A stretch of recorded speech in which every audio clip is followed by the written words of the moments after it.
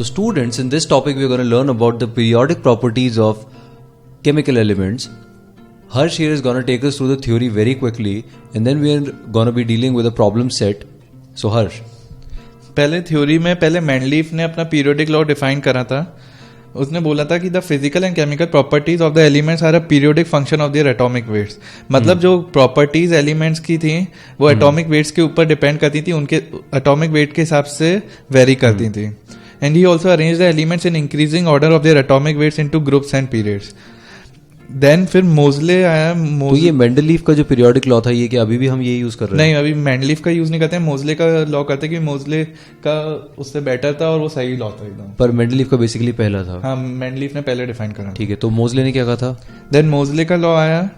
उनने x ray diffraction pattern observe करा elements का और उसमें फिर फाइंड करा कि जो उनकी प्रॉपर्टीज हैं वो एटॉमिक नंबर्स के हिसाब से वेरी कर रही हैं, एटॉमिक वेट्स के हिसाब से वेरी नहीं कर रही हैं. अच्छा. और मेंडलीफ का था एटॉमिक वेट्स, तो वो बाद में रॉन्ग प्रेडिक्ट हो गया और मोजले का एटॉमिक नंबर्स वाला वाज द करेक्ट वन. ठीक है. देन मोजले ने एक पीरियोडिक टेबल बनाई, उसमें 18 ग्रुप्स थे और 7 पीरियड्स थे उस पीरियोडिक टेबल में.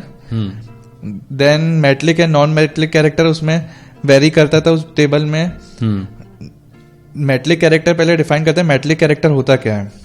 Metallic character the tendency of an element to lose electrons and form positive ions. मतलब पॉजिटिव आयन जब इलेक्ट्रॉन बनाता है, पॉजिटिव आयन कोई एलिमेंट बनाता है जब इलेक्ट्रॉन्स लूज करके, तो उसका मेटलिक कैरेक्टर कहलाता है. और ऐसे ही the tendency of an element to accept electron, जब कोई एलिमेंट इलेक्ट्रॉन एक्सेप्ट करता है तब वो एक एनायन बन जाता है, तो उसका ये नॉन मेटलिक कैरेक्टर कहलाता है. तो बेसिकली जितना इजीली इलेक्ट्रॉन्स लूज करोगे उतना ज्यादा मेटालिक कैरेक्टर है. हाँ, और जितना जल्दी एक्सेप्ट कर लोगे उतना ज्यादा नॉन मेटालिक कैरेक्टर है. ठीक है. Then atomic size and atomic radius आता है हमारा. अब the distance from the centre of the nucleus to the outermost shell is called radius of an atom. ठीक है. मतलब न्यूक्लियस से आउटर मोस्ट शेल के बीच का जो डिस्टेंस होता है वो रेडियस कहलाता है एटम.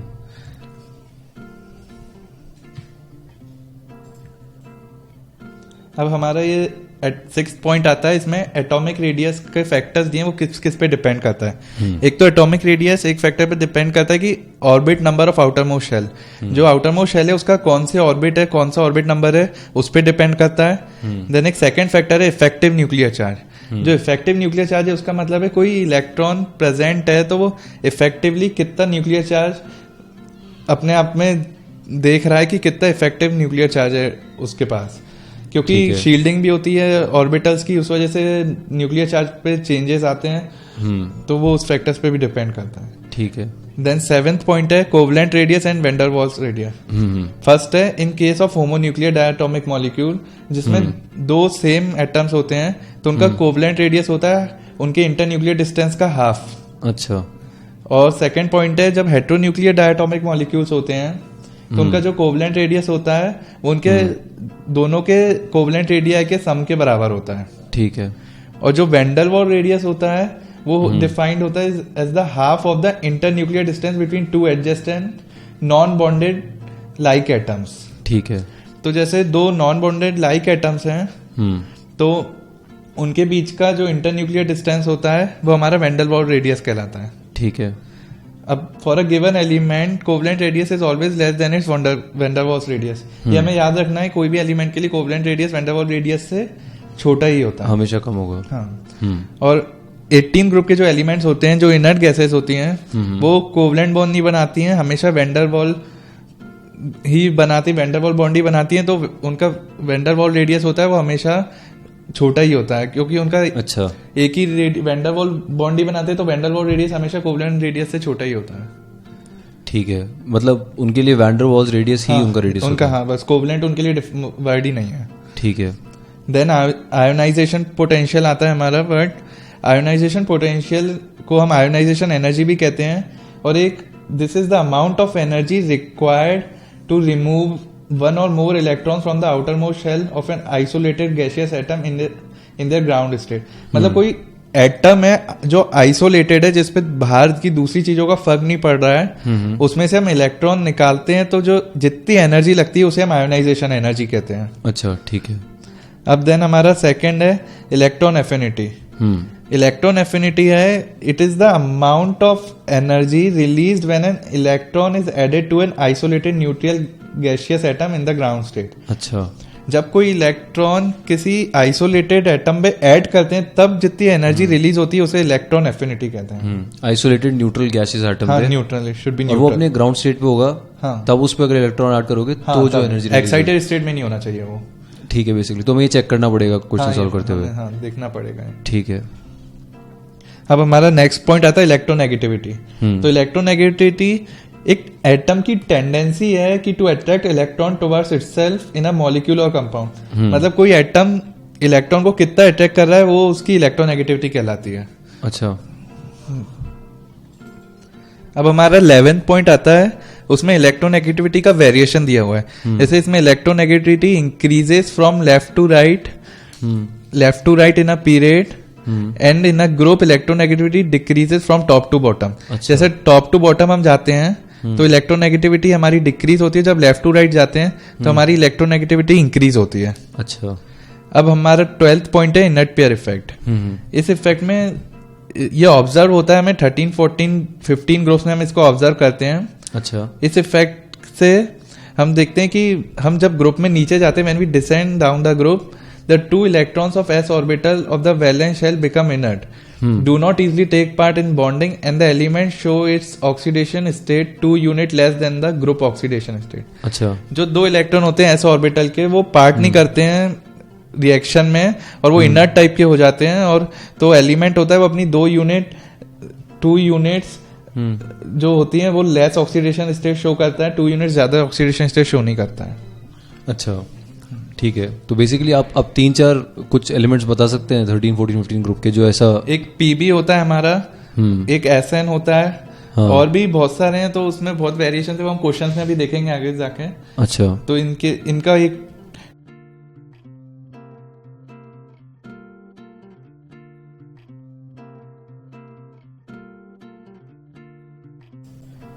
अब हमारा 13 पॉइंट है हाइड्रेशन एनर्जी. हाइड्रेशन एनर्जी को हम डिफाइन करते हैं व्हेन अ गैसियस कैटायन और gaseous anion interacts with water. Gaseous anion interacts with water, it get hydrated and hydrated cation और hydrated anion is produced. And in this process, this process is called also called hydration process. The energy released is called as hydration energy. और जब हमारा 14 point है, इसमें हम hydration energy का variation देखते हैं, ये कैसे वेरी करता है, किस पे डिपेंड करके. तो hydration energy charge of ion के डायरेक्टली प्रोपोर्शनल होता है और साइज ऑफ आयन के इनवर्सली प्रोपोर्शनल होता है हमारा हाइड्रेशन एनर्जी. तो हम इसको ऐसे भी लिख सकते हैं, hydration energy is directly proportional to charge on the ion upon size of the ion. Okay. ठीक है. ये फॉर्मूला इंपॉर्टेंट है. हाँ, ये इंपॉर्टेंट है, मैं याद रखना. Okay, students, we're done with the theory of periodic properties of elements here. Now we'll move on to the problem sets. The theories seem to be fairly simple. Let's hope that the questions are too.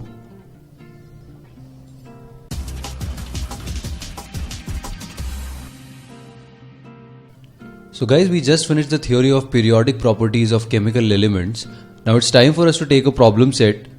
Now the first problem that's in front of us is the correct order of second ionization potential of carbon, nitrogen, oxygen, fluorine is in which order? So you have gotten 4 options here. You have to select the correct one. Harsh. अब इसमें हमें second ionization potential check करनी है. तो second ionization potential जो पहले हम ions लिखेंगे, हमें कौन से आयंस की चेक करनी है. तो पहला हमारा आयन है C+, इसके पास है 5 इलेक्ट्रॉन्स. हम इसका इलेक्ट्रॉनिक कॉन्फ़िगरेशन लिखेंगे 1s2, 2s2 और फिर 2p1. तो 2p में एक इलेक्ट्रॉन है इसमें, तो ये C+ हो गया. देन N+ है, इसके पास है 6 इलेक्ट्रॉन्स. हम इसका इलेक्ट्रॉनिक कॉन्फ़िगरेशन लिखते हैं 1s2, 2s2, 2p2. Then O positive का इलेक्ट्रॉनिक कॉन्फ़िगरेशन लिखते हैं, इसके पास 7 इलेक्ट्रॉन्स हैं.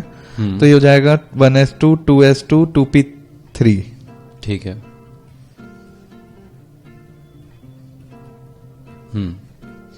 देन हमारे पास हमें F पॉजिटिव का इलेक्ट्रॉनिक कन्फिगरेशन लिखेंगे क्योंकि हमें इनकी आयनाइजेशन एनर्जीज कंपेयर करनी है, तो हम इन सबके इलेक्ट्रॉनिक कन्फिगरेशंस लिख रहे हैं.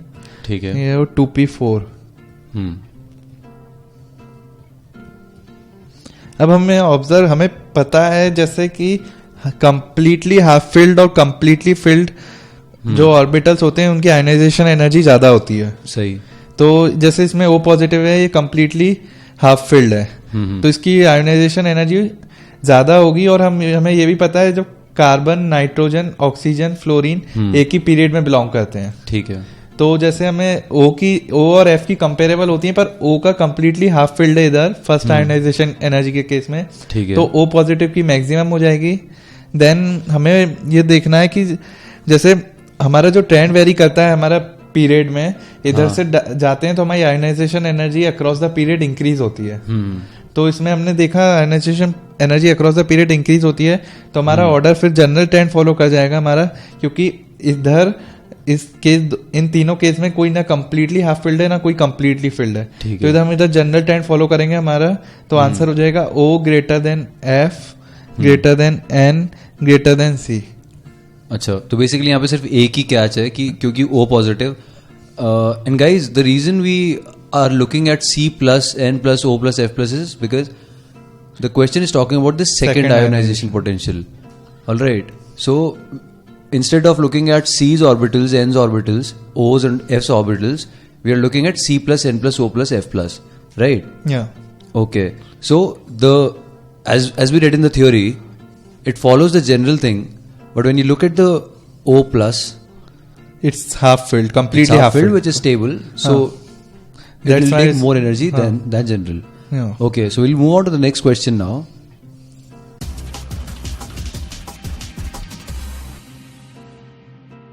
So students, let's see what the question second has for us. It says the first ionization potential of sodium, magnesium, aluminium, silicon are in the order. You're given a set of orders. Basically, you have to guess which one is the correct one. Okay, इसमें पहले हमें first question पढ़ते ही देखना है कि इसमें first ionization potential हमें compare करनी है.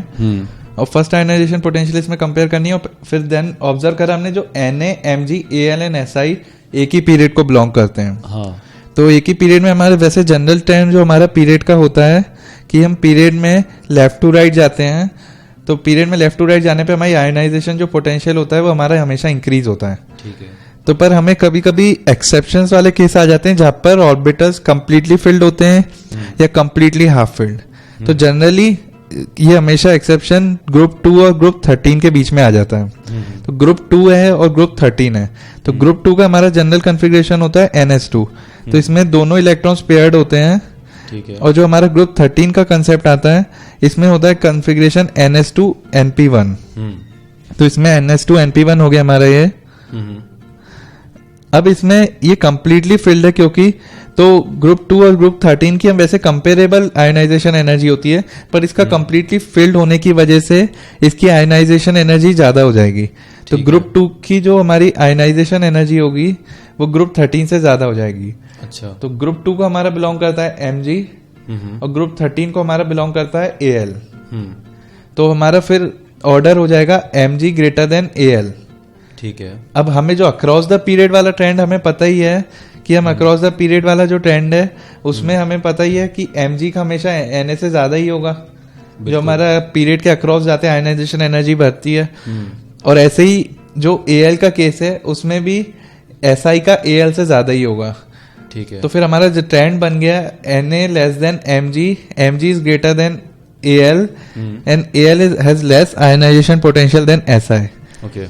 तो हमारा फाइनली आंसर ऑप्शन हमें सर्च करा हमने, ऑप्शन ए हमारा करेक्ट आंसर होगा. Okay, so guys, you have to remember the exceptions in group 2 and group 3, which 13, has group 13. I'm sorry, which has group 2 basically has a completely filled NS2 orbital, and group 13 has a completely filled NS2 orbital and a NP1. Yeah. Right. So okay, we'll move on to the next question now.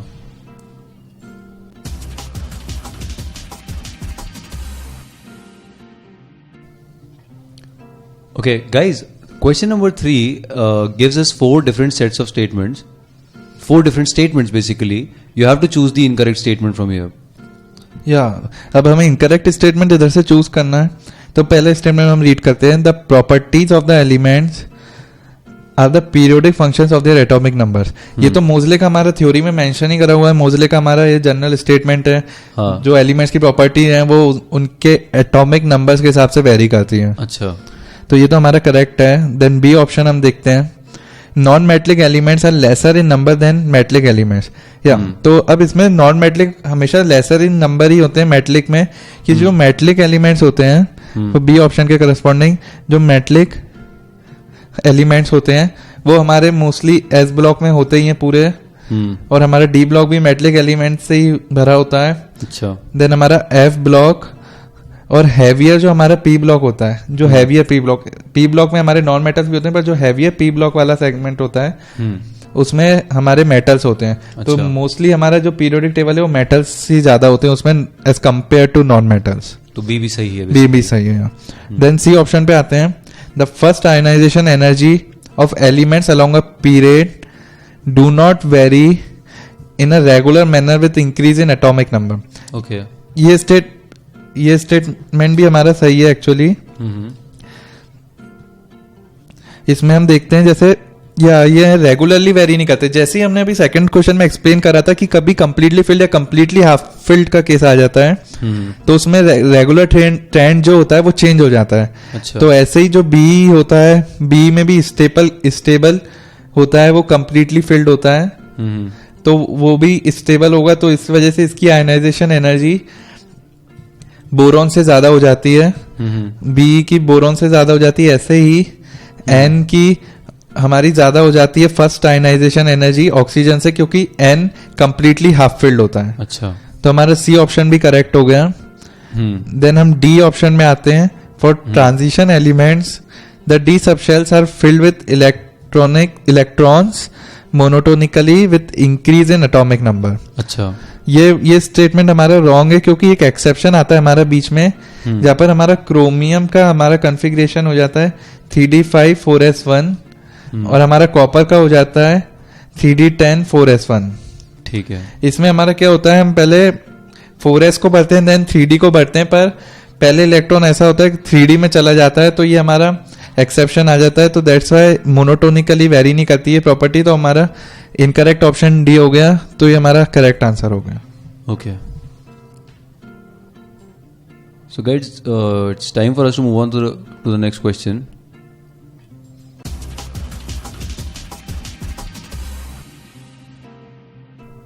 Now the question 4 says, what is the significance of the large increase in third ionization energy of calcium and the fifth ionization energy of silicon? in this question हमें बताना है कि third ionization energy of calcium large increase क्यों हो रही है और fifth ionization energy of silicon का लार्ज इंक्रीज क्यों हो रहा है। तो इसमें ऐसे क्वेश्चंस को हमें एक्सप्लेन करने के लिए पहले उनका इलेक्ट्रॉनिक कॉन्फ़िगरेशन लिखना चाहिए। तो हमने कैल्शियम का इलेक्ट्रॉनिक कॉन्फ़िगरेशन लिखा, ये हो जाएगा आर्गन 3d10 4s2। अब इसमें थर्ड आयनाइजेशन एनर्जी हमें कम देखनी है कैल्शियम की, तो हम इसमें 2 इलेक्ट्रॉन लूज करवाते हैं, तो Ca+2 हमारा हो जाएगा इट्स आर्गन 3d10। तो अब ये 3d10 है, ये कंप्लीटली फिल्ड है। हाँ। तो इसमें इसे इलेक्ट्रॉन निकालने के लिए हमें एनर्जी ज्यादा देनी पड़ेगी, तो इसकी थर्ड आयनाइजेशन एनर्जी इसलिए कैल्शियम की ज्यादा होती है। ओके, देन अब हम सिलिकॉन को देखना है, तो हमें सिलिकॉन का कंपेयर करना है, तो हमने सिलिकॉन का इलेक्ट्रॉनिक कॉन्फ़िगरेशन लिखा। तो सिलिकॉन का इलेक्ट्रॉनिक कॉन्फ़िगरेशन होता है नियॉन, इट्स 3s2 3p2। अब हमें फिफ्थ आयनाइजेशन का एनर्जी देखनी है, क्योंकि तो हमें फिफ्थ आयनाइजेशन एनर्जी के लिए सिलिकॉन +4 देखना होगा। देन हम उसको आफ्टर उसके बाद ऑब्जर्व करेंगे। तो बेसिकली 4 इलेक्ट्रॉन्स निकाल दो, हाँ, फिर उसको ऑब्जर्व करो, क्योंकि हमें फिफ्थ आयनाइजेशन एनर्जी देखनी है। ठीक है। तो 4 इलेक्ट्रॉन निकालने के बाद सिलिकॉन +4 हो गया हमारा नियॉन, और नियॉन हमारा नोबल गैस है, तो नोबल गैस का हमेशा कॉन्फ़िगरेशन स्टेबल ही होता है, बहुत स्टेबल होता है। हाँ, तो इसकी आयनाइजेशन एनर्जी बहुत ज्यादा होती है, तो इसलिए आयनाइजेशन एनर्जी इसमें लार्ज इंक्रीज होता है। सिलिकॉन के केस में इसकी fifth ionization energy. Okay, so guys, one important lesson we have learned here is, if they're asking you about nth ionization energy of an element, you remove n-1 electrons from there, like we did in this case. Third ionization energy, we removed 2 electrons from the elements, and we checked if the ion is stable or not, right? Yeah. If it's stable, it's much more ionization energy that is needed, right? So we'll move on to the next question now.